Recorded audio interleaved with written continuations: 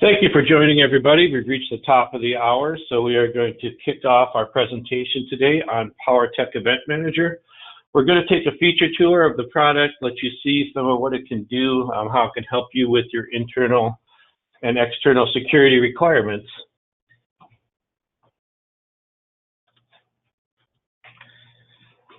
So I'll be your presenter today. My name is Bob Erdman, and I'm a product manager here at Help Systems. I've worked with a lot of different industries and verticals over the last few decades on Unix, Linux, and Windows, even some on IBM I and AS400, with a variety of different regulatory frameworks like CIS and HIPAA High-Tech and information assurance on the DoD. Just a little bit about Help Systems for those of you that may be new to our company. We've been around for a really long time. We don't actually make help desk software, as many people think, because of our name, but we're nearly a $200 million company with offices all over the world and thousands of customers in many different verticals and industries. And we have three main pillars to our business: security, automation, and IT operations and information. So we have a number of different solutions. As I said, one of the few that are missing is an actual help desk. That's not our business. We are here to help you secure and automate and run your operations in the most efficient manner possible. We are not married to any one vertical. We have thousands of customers all over the world in every different type of vertical, from healthcare to government to major retail and financial companies. Our security business has about 20 solutions and nearly 4,000 customers. So again, we are worldwide with that, providing 24/7 follow-the-sun support. So we definitely service everything that we sell. All of those applications that you saw on the last screen are actually Help Systems applications. We are software developers. We do not resell other people's equipment. So we make and support everything. So what are some of the challenges that we're seeing about information and security alerts and things in general around the different people that we've talked with? You know, a lot of times it's coming down to so many different sources of data within these network environments.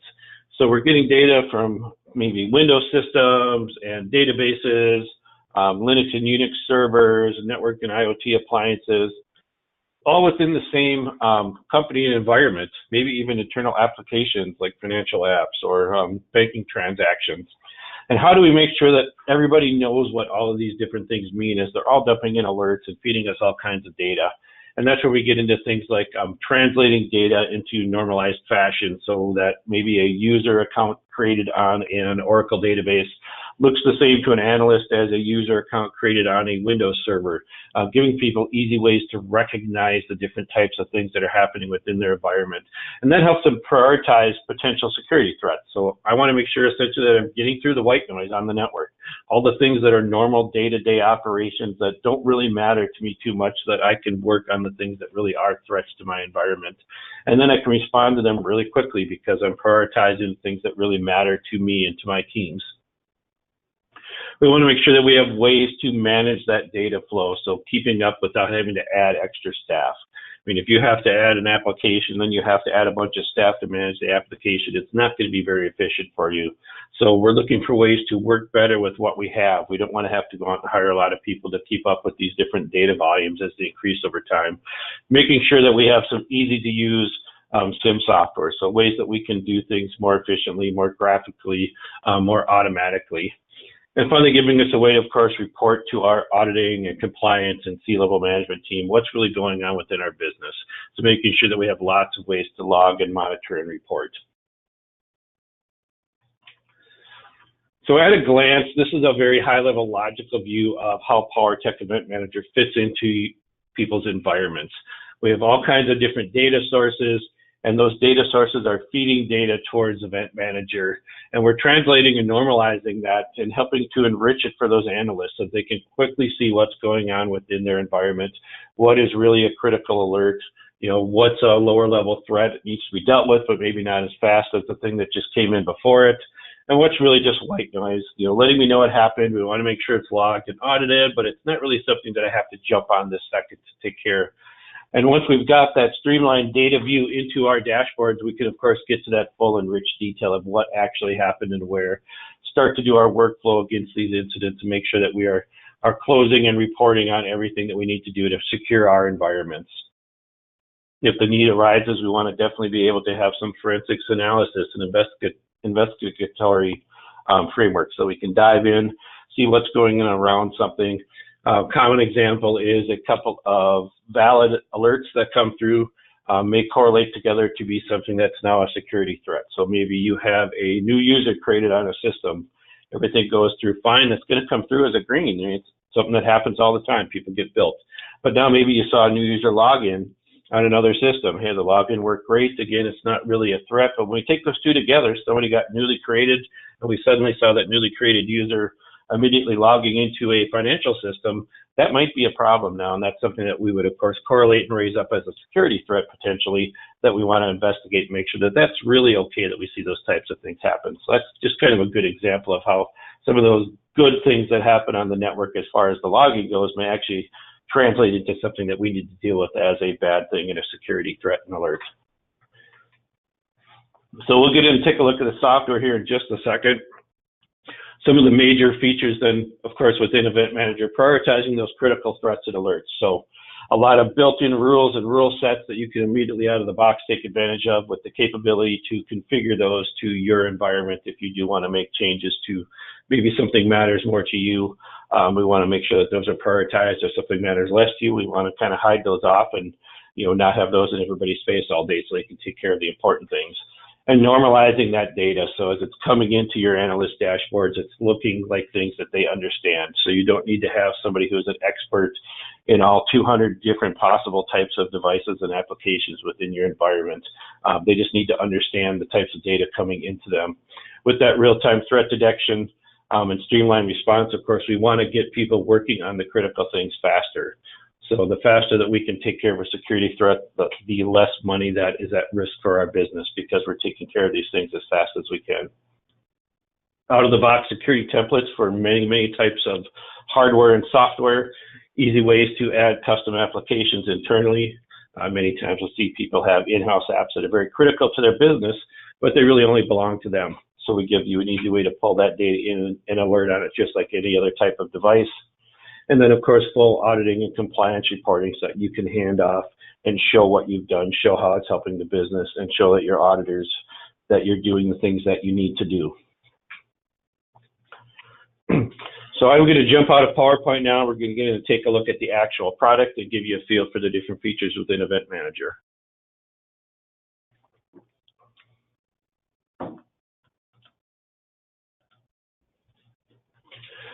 So we've got a few nice and easy ways to launch Event Manager. Here's our initial splash screen with some different applications that are all tied together. So at Help Systems, as you may have seen in the earlier screen, we have a lot of different applications across a lot of different verticals. And we want to make sure that we're integrating those things. So if you are a Help Systems customer in more than one way, that we can help you to make better use of all your different pieces of software by letting them integrate and work together.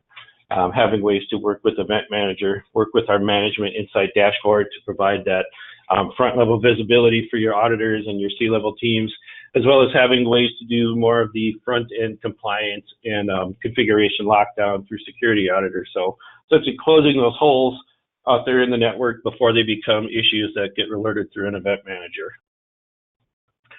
So we're going to start out with our Insight Analyst dashboards. And Help Systems Insight is our management framework for all of our software. So it's a nice, friendly UI tool that you can run. You may have many applications inside of it. Today, of course, we're going to be looking at Event Manager, and this is where we generally see most analysts starting out as they're doing work and working in their day. This is a live stream of data coming in from my Event Manager solution. I'm monitoring many different types of endpoints from IVMI down to individual applications, rolling all of that up into a single screen. All of this data is live, so I can drill in and report on certain things. Hey, what's that spike in my data traffic? How come that's higher today than it was yesterday? And be able to take and look on those things. These panels are very configurable so that you can make them look the way that you need them to look for your business. Maybe I don't care about all of these actions that are up on the screen, and I only want to say maybe user activity today, because that's what I'm worried about. That's what I'm working on. I can go in and filter out my screens, change them to be user activity type screens instead. Drilling into that data that I really want to look at. I'm seeing login failures on my system. Maybe I want to go in and find out why I'm having different login failures. Again, we can drill into those, see where they're coming from. I can see what platforms they're on. I'm getting them on my Windows servers, specifically my assets down here. You can see all of your previous periods. I'm showing that and my current. You can, of course, turn those off if you don't care about those. The different threats and just raw alerts that are coming into me on those as well. And once I kind of get to where I want to go, I can actually jump straight into the product from here and get down directly to that data that I want to look at. And we're going to do that in a second. I want to show you one more feature of the Insight dashboards that we have with the product is also the capability to have essentially informational widgets up on your screen. So I can have many different types of data coming in, and a lot of times when we see this in place, there'll be screens like this up on the wall of the Network Ops Center or by the security analyst area of the office, so they can just kind of keep an eye on what's happening within the system, see if anything is redlining or spiking that doesn't look normal and requires further investigation. These are all free-form editable, essentially. I'll just throw this into edit mode quick here to show you. I have 4 panels on my screen. I might want to have just 1. I might want to have 14. It's really up to the end users how they want that to be done. I can split sections, move them around my screen, and I can also change what's inside of those sections. It is essentially telling me what systems I want to monitor, what types of data I want to gather.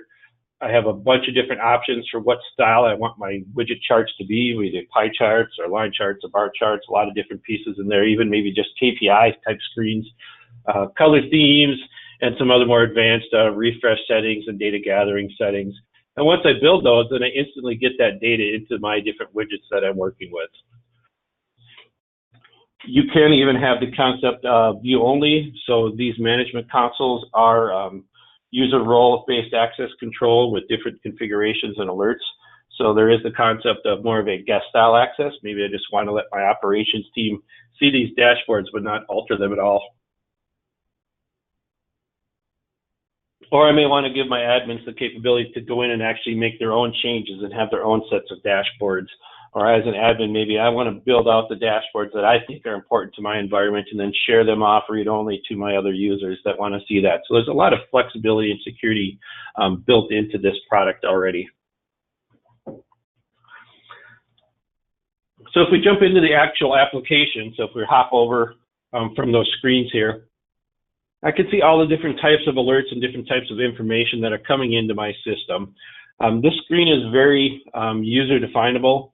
All of these blue items up at the top, these different columns, these are all search and filter columns. So I can use these to drill in, get tightly down to the data that I want to see. Or maybe I want to click up on my 13 alerts and only work with my alert data. Maybe I'm a Windows guy and I only want to work on my Windows system. So I have a lot of control. You'll see here I am not sorting my data by time. That is certainly an option, but I've decided to sort my data by the different security controls within the environment that are being alerted against. So users have that capability to do that. And they also have the capability to change what columns they're seeing up on the top. So where I have my event time and my system audit names and the different actions and sub-actions that are happening, maybe those aren't exactly the columns of data that I want to see as an analyst, and I can simply go into the configuration option and select or deselect different columns of data that I want to see within the system. So this is your front screen. This is where you could easily get that quick view of what's going on within the system. All of these items allow you to drill in deeper, to look at a deeper level of the system. So I may want to see, like, why am I seeing these security events coming through with system logons or virus definitions, or maybe these login failures. Let's go work on login failures as we looked at before in that first screen. I can simply highlight and click on those, drill straight into the detail about what's going on in that system, where the attempts were coming from, what the names were that they were attempting against, where the failures actually occurred. And this is where I can start to have people working these items to close and getting into that workflow. I could pre-assign analysts at this point based upon the types of alerts coming through, or I could go in and manually assign them. I actually have these pre-assigned. So you see, I have a security analyst already assigned to the system. If I wanted to give it to a different reviewer, I could simply change that reviewer type myself. And once they start to work with that system, then of course we want them to start annotating what they're doing. So you can never change that back-end data and what it is that came through. That's a security alert that we have to maintain for investigations and forensics. But I can now start to add different comments, tell people what I'm doing with it. Maybe this is a bigger alert than where it started at, and I want to escalate. I can raise the incident level here to push it up higher in the chain and get more eyes on it. And as we close that out, then, of course, that's what we expect is going to eventually happen here. We want to work these incidents to close, get them through our workflows, take care of the problems. We can actually then close those out and mark those as closed. You, of course, will have to comment some way on why you closed it and what it was as you closed it. And then once we do that, that's going to take care of that. It's going to green that up on our front screen so we can go on and work on the next big problem that we have.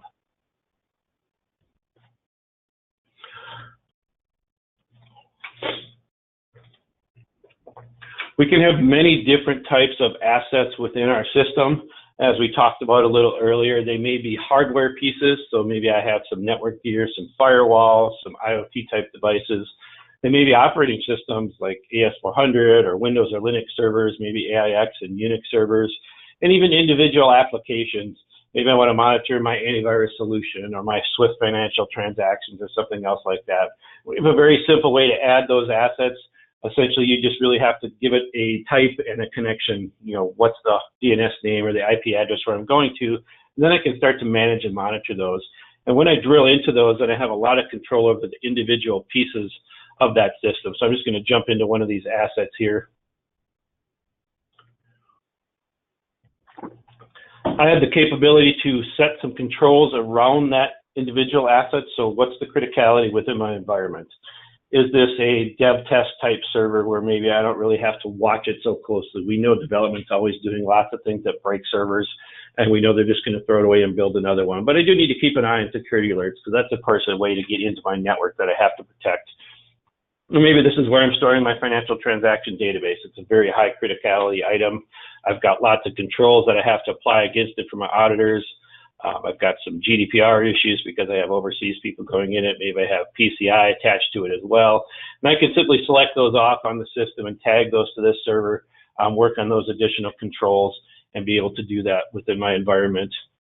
And then at the end, I have a ton of control over what it is that I want to audit.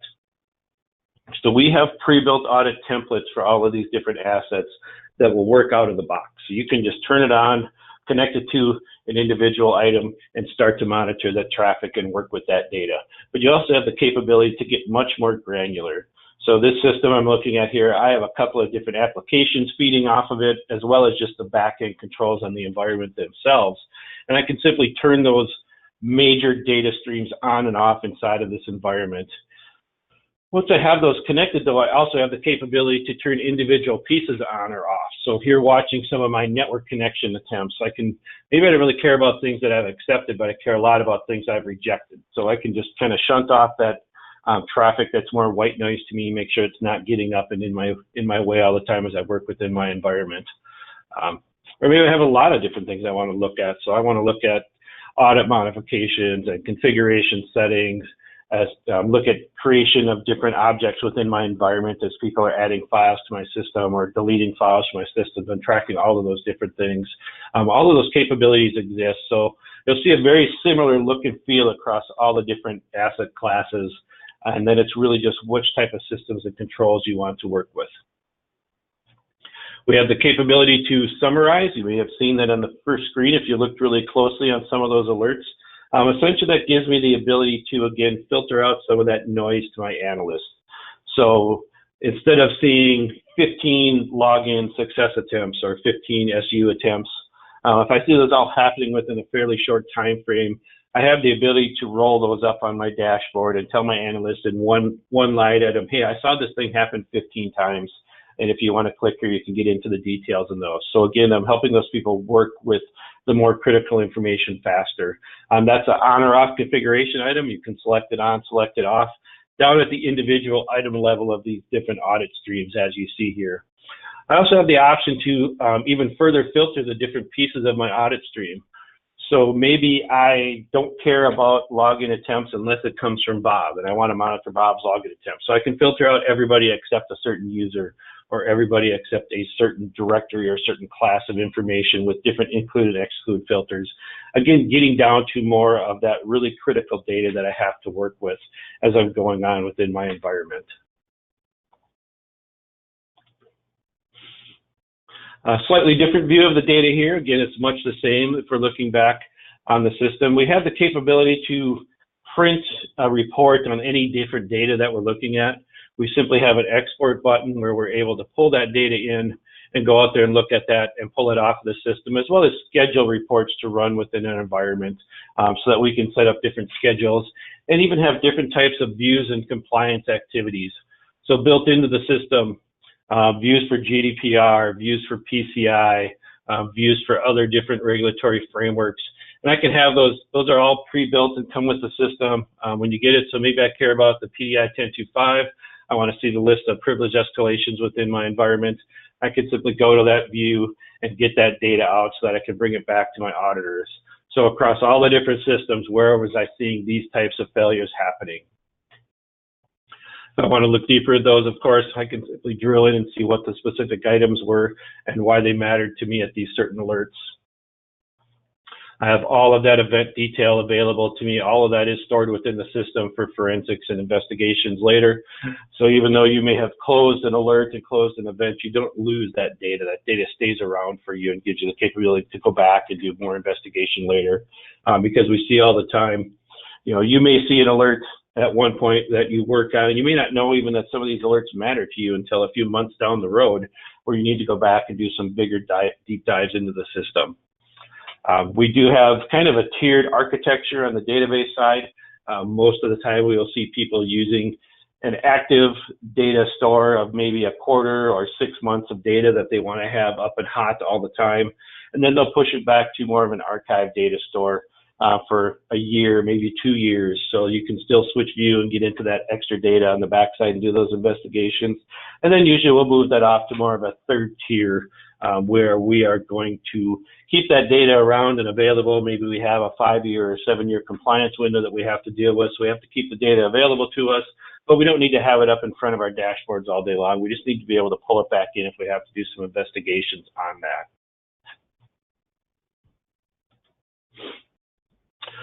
We also have the capability to be looking at integrations with other solutions and tying in some of that more security data. So much like these policies here, where we are going out and actually auditing a system for what type of configuration we're seeing on that endpoint system. So going out and maybe making sure that an S3 bucket object is not sharing data into the internet and leaking data that's critical to us. So being able to apply those kinds of audits. Or maybe we need to look at our password configurations, making sure that we're consistent across our environments, and all of our systems have our standard 12-character password with all our rotations of complexity items. And we can do those front-end audits through that integration with the security auditor functionality, and then report back all of those non-compliant features straight back into Event Manager so that you can go out and work those and clean those up as we move along with the system itself. You do have the capability to also change the different types of controls and the different audits that are in there. So as we talked about, we have built-in security controls and built-in audit configurations available. If you want to alter how those work and how those are being alerted on, we can get to those through any of the individual audits that we see. So if we see something come in that we want to maybe deal with a little bit differently, we can alter it there, or we can directly go into the list of controls and work with those controls individually. We also have the ability to go in and do further investigation on some of these items as they come in. So as we look at these different controls, this is the one that popped up, my policy against my S3 storage items. Do I want to have any certain regulations tied to it? What types of events am I looking at across my environment to pull those in? Am I looking at non-compliant policies in S3 buckets? Am I looking at login failures from different types of servers? I have complete control over those pieces of the environment and how these policies are built out. I have control over what systems they apply to. By default, we will apply them to everything in the environment, but you can certainly take things out or segregate things to only certain classes or types of systems, and even what kind of day these things may apply to. So maybe this is only 8 by 5 during the week thing, or maybe this is only a weekend issue that I want to worry about. We have a lot of users that forget their passwords. They're locking out their accounts all the time. Not a big deal during the 8 to 5 workday, Monday to Friday, because that's when everybody's in the office. But if that happens on the weekend, then I want to be alerted, because people aren't usually coming in on the weekend to do kinds of work. So if I see lockouts, then maybe it's somebody actually trying to breach my environment. So I can alert on those things differently and pass those through my system. We also have the capability to set the levels of those items as they come through. So if I see certain items like bucket policy failures that we're looking at here, I want to instantly raise those up to threat levels. Those are something that I care about very highly, and I want to take care of those right away. And I want to make sure those are pre-assigned to certain users. So if Peter is my person that always works on my S3 systems, I can automatically have that assigned to him as soon as that comes through. So the alert comes in, it gets assigned to Peter. Peter gets an email telling him he needs to go and deal with this. Maybe I also want to notify my back-end security team, so I can go out and pick other people that need to be notified and set them up as well, so that everybody is getting that alert. And we, of course, can, again, make those workflows happen faster, get people working on these things in a much quicker fashion. We also have the capability to monitor, of course, network gear and other items. So maybe it's your firewalls, your VPN appliances, Palo Alto or Checkpoint or Juniper, how those things come in. Anything that outputs to standard syslog that has a log file itself, or maybe is a CEF format. So literally hundreds of different types of devices are baked into the system where you can instantly pull out those different audit policies. You'll see, again, the look and feel is very similar to what we looked at earlier. It's different types of data because it's coming from different types of systems, but it allows us to easily monitor and manage all those different pieces of our environment because they all look the same as we work through them.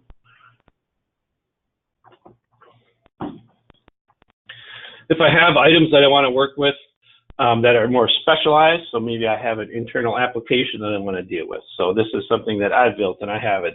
It's not something that we would know about as a standard type of asset, but I still want to pull it into my dashboards and work within my environment. We have the concept of user-built data sources for that. And really, I just need to know what type of system it is. So am I going to be getting database type logs? Am I reaching into maybe a SQL system to pull out audit data? Or am I looking at a flat file log? Maybe it's going into Windows log format and I have to pull it out of the Windows event log. I just need to kind of know what that type is, and then I can grab that data and start to filter it into my system. So I can go out in here and do the concept of maybe just a flat application log file. I want to pull that in. I want to tell it where that log's going to exist. So I really just need to know the folder path of where that's going to be, what the file name is that I'm going to be looking at. And then I can go out and parse through that and start to assign it to different elements within my environment. So I can grab different pieces of data from the system and log those in and tell it where I want to see those be at. And then it'll show up in my dashboard and allow me to view those again, just like any other critical data within the system. So I have lots of different ways to see that data. I will pull up a good example of that log here from the system. I'm going to grab my asset list. So I have a lot of different assets being monitored in my environment today. So here's an example of an application log that we're looking at. So we're really parsing through all that different back-end data stream and giving us ways to alert on that different types of environments. So as we build that out, then we can add that into the same types of data streams that we see here. So from a flat application log file, I've now split this into a couple of dozen different individual types of data and types of alerts that I want to see that can now allow me to better process that data as it comes into my environment and feed that up towards my analysts.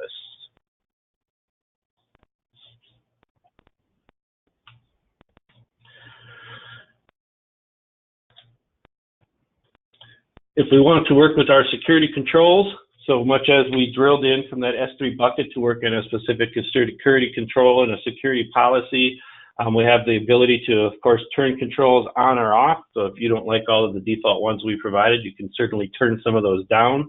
You can add some of your own if you've got things that you want to look at that we haven't thought of yet and put into our environment. You can, of course, turn those up. Once you're in those controls, you have that same capability to tightly manage and maintain how you want those to look within the system.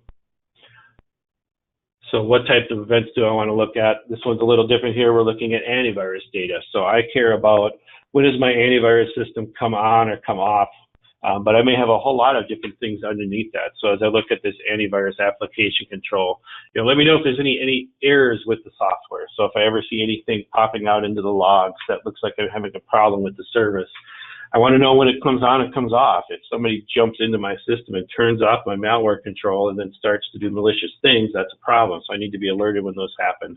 Am I getting definition updates from the different types of malware repositories that I'm working with to keep my software up to date?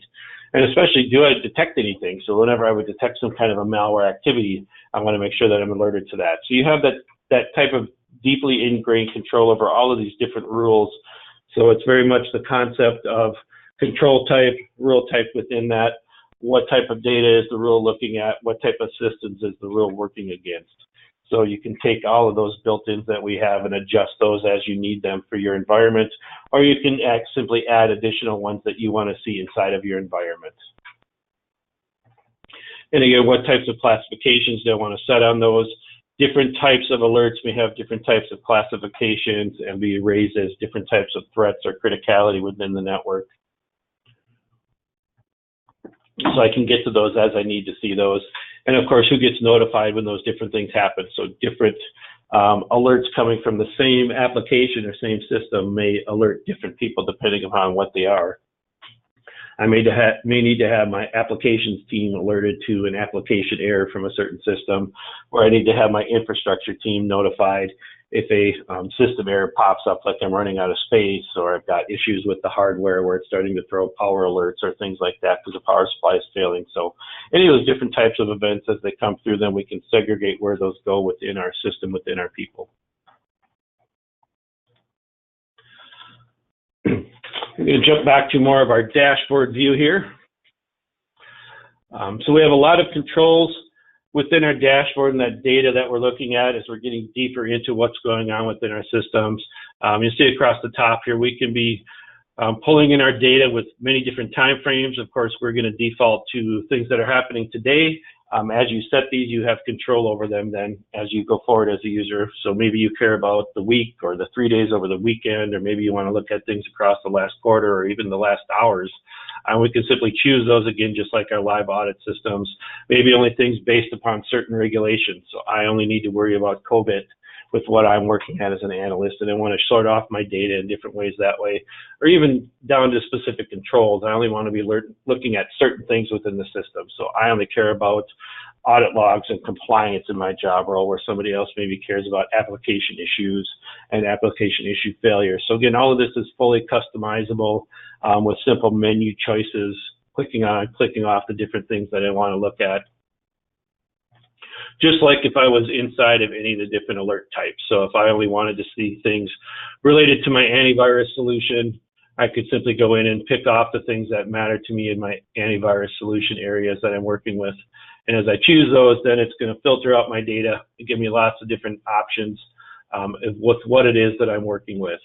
And these menu choices in these searchable fields kind of grow and shrink with your data. So if I have active data ranges with certain types of actions, all of those actions are going to show in my menus to choose from. So it's going to build out as you see different types of data coming through.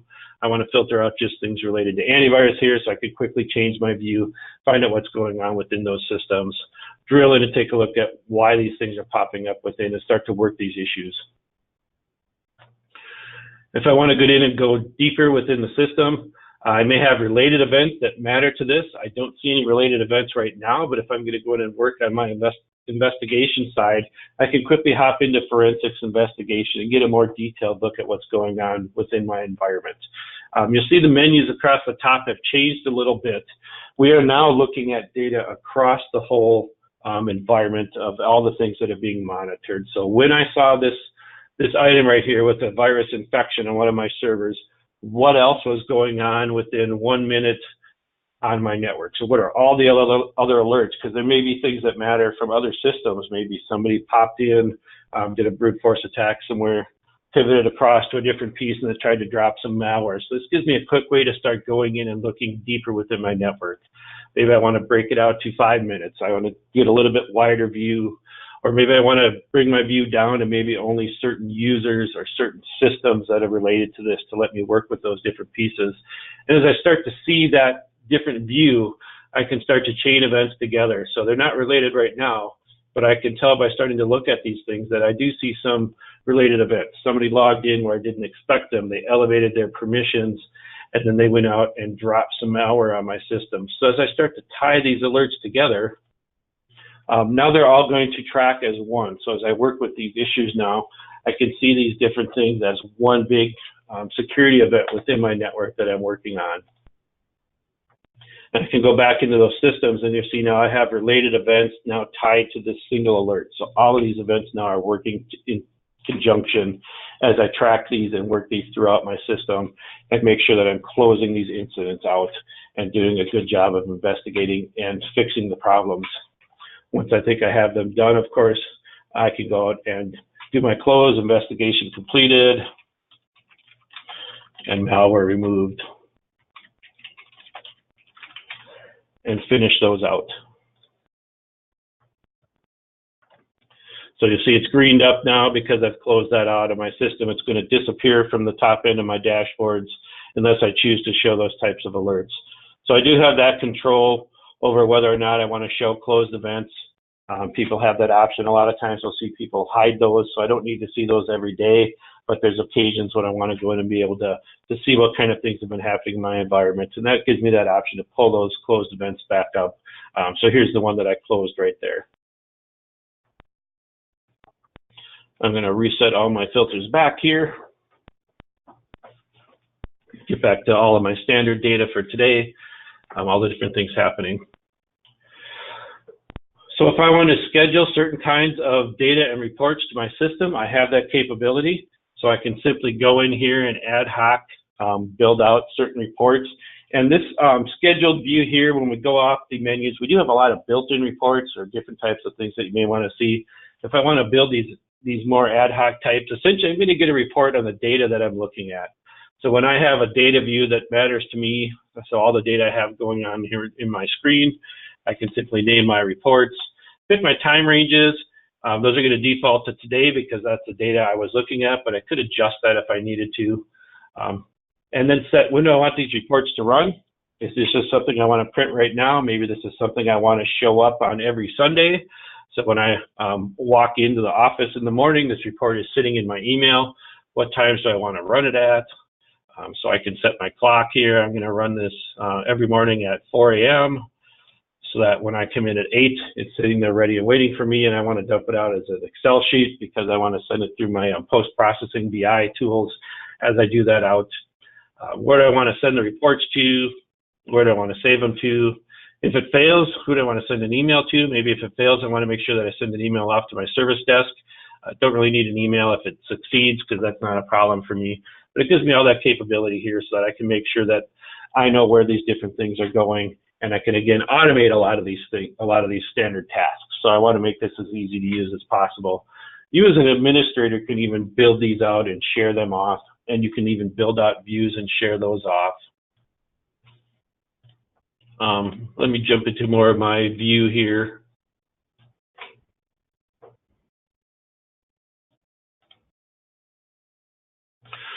So I, as an admin, have the capability to allow people to do custom views within my system.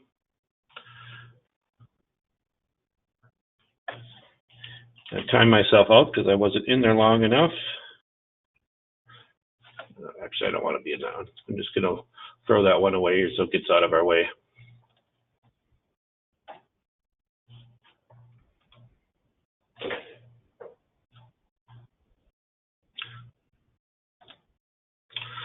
So I have the capability to add views into my system and to share those off. So we, of course, have all of our compliance views already baked in and things that you can easily use. Maybe there's some things that I want to see differently. So I can add new views for my current filters. Essentially, what data am I looking at? I want to build a new view for my dashboard for this. Much as you saw inside of the reports, I can name my view, give it a good, nice description so I know what it was, set my time ranges of what types of data I'm looking at. You'll see these columns sorted here. These are essentially coming from the screen I was looking at because I've chosen to build this view based on the dashboard that I'm working with. And this is the one I want all the time now when I come in, because this is a view that's very important to me. I've got the data really set the way I want. And maybe I want to have my team using this same look at the data. I've decided, this is really what I want my team to use. So I can even share this off. I want to give this out to my operations squad so that they can also see the same data, but I don't want to let them edit it. So I'm going to set them as a view, as a read-only user essentially to this data set. Now every time that they log into the system, they're going to get this as their default set of dashboard data. They don't really have the capability to alter it because they're not the admins in my environment. I just want them to be able to see what's going on and keep track of it. Or maybe I want to let my administrator actually go in and make alterations to this view. If they decide there's something a little different or a little better that they want to work with, they're allowed to actually make these changes. So again, we're giving you that workflow and automation that you can build into the system to make it really easy to monitor and use. And once those are out, I can, of course, export and import those as well. And we have that same capability in those server asset classes as you're adding those systems in. If you have, say, maybe 100 Windows servers, you're going to monitor them all, at least initially, the same way. Once we build out that first one, we can just duplicate that environment across the whole range of IP addresses and let you see that coming through. We even have the capability to do some auto discovery. So depending upon the tool set that you have in your environment, if you have, for example, our network monitoring application, our Intermapper tool, as it discovers new IPs inside of the environment, it can automatically pull those into the assets table, show you what we think they are, and allow you to simply enable those to start tracking those logs and bringing that data forward into the system. We also have the capability to segregate those assets themselves. So this is not a SaaS type environment. This is something that you run within your network. It may be bare metal servers that you load this on, or maybe you want to put it on virtual machines or even up in your cloud environment, but it still belongs to you. But if you have a larger environment, or maybe you're geographically separated out, you could have, for example, a list of systems that are in your Minnesota data centers. You have certain users, you have certain administrators that work within that environment. Maybe you have an overseas office and you want to set those into their own area so that the Minnesota people don't mix in with the people from the UK. So you can have another set of assets and users working in that UK environment. The nice things with that, besides just, again, filtering out the noise that don't matter to certain people, is that you can have different rules, different audits, different classifications of events, depending on those different environments. So it is much of a multi-tenant directory structure where the tenants are really your offices. So it's not like there's a bunch of different companies that would be using this. You could have that segregated as you see fit. So we see quite of a mix. We may have people where everything runs into one environment. They have one group of people monitoring it all the time. And we have others that are much more geographically separated, where maybe they have an office in Spain that is set in one set of data, and an office in Buenos Aires set to another set of data, and an office in America set to another set of data. So we give you that complete control to set those up and move those environments along. So we do want to leave a few minutes for questions. You can simply send those into the question or chat window inside of your screens here. A couple of the more frequently asked ones I'll pull back up so we can get to talk about how those are working. One of those always that comes up is price. So how are things priced? We do not price by data volume. We don't want to penalize you for tracking your security or having a chatty system with a lot of activity. We simply price by the endpoints in your environment. So count up the number of Linux servers, count up the number of databases, and just license it on that tier. So the license tiers are just built out by the count of your asset classes. None of your data is sent to the cloud. All of your data is your data, and it stays within your environments. So as we mentioned, you can deploy Event Manager on physical or virtual servers. It's your choice, but it is your system and it is your data. So nothing is ever shared outside of your environment at all. There's many pre-configured options based on types of assets. So types of servers, types of software, types of hardware appliances, as well as types of regulations. So if your GDPR or your PCI or your BRCA, those are all baked into the system.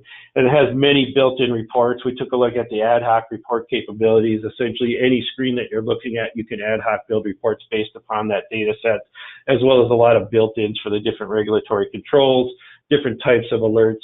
You know, show me all my login failures from last night, or show me all my activity for my antivirus endpoints. Those types of things are all built into the software. And there is also built-in performance monitoring of the application. So we have built-in alerting where the system is watching itself. Of course, you are watching with a security and information alert system. So we want to make sure that we're also watching the security and the alerts coming from our own software and stack. So if we're maybe running low on database space, or you're getting a big jump in environmental alerts because you're having a DOS attack or something going on and your CPUs are starting to peg out a little bit, all those types of alerts are built right into the system. Those will come up on your dashboard just like anything else.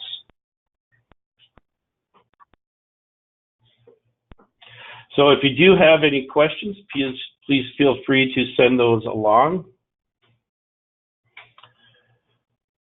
I did have one question come through based more on the financial side, like what kind of, do we have any banks using this type of software? And we do actually have a number of financial institutions, a lot of different banks using these applications. So we have some built-in things to help them out. We have integration with Swift transaction network. So there is an asset class type for Swift. You can pull that right in and start watching the alerts and the traffic on that, as well as some other BRCA Latin America type regulations, because we have a large contingent of financials down in that area. But we do have customers in every basic vertical in the health systems environment, so we're not married to something that's just going that direction. We have other people that are simply using it as a manufacturing floor thing, and they just have to monitor their Windows servers. So we can really, you know, make that happen as people need it to be.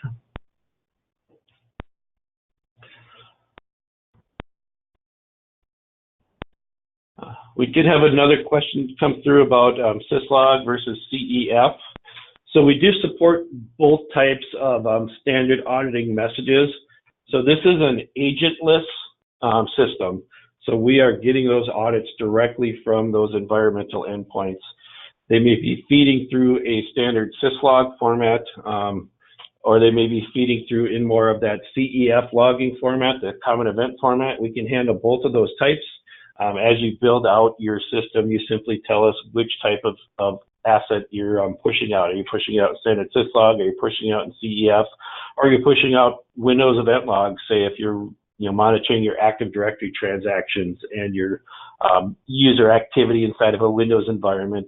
If you were conversely maybe monitoring, you're more of a Linux Unix shop, we're monitoring things coming from the audit daemons. What are the audits doing inside of those environments? So we're getting that data. If it was Linux, that'd be direct from Audit D.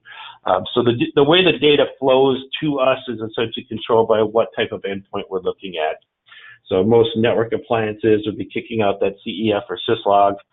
Most of the Windows OS class things that we're looking at, Active Directory type things we're looking at, those are coming in Windows event log, and those event logs are being fed back to us. If it's just a standard old application, as we looked at one point, I just want to monitor my in-house app, then that's more of a maybe flat log file where it's just a log.txt that's being kicked out continually as things are happening within that application, and we're parsing that actual log stream from the system.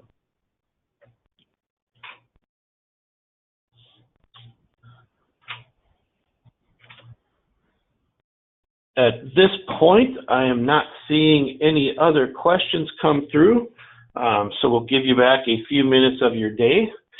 Thank you very much for joining us and taking a look at our Powertech Event Manager solution here at Health Systems.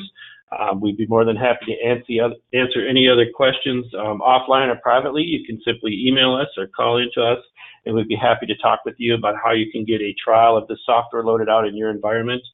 We certainly encourage people to do live trials, so we can set you up with a full version of the software on a time-limited basis and allow you to run that inside of your environment to make sure that it meets your needs and it does the things that you need it to do. So thank you very much for joining us, and please join our next webinar as well. We have these all the time.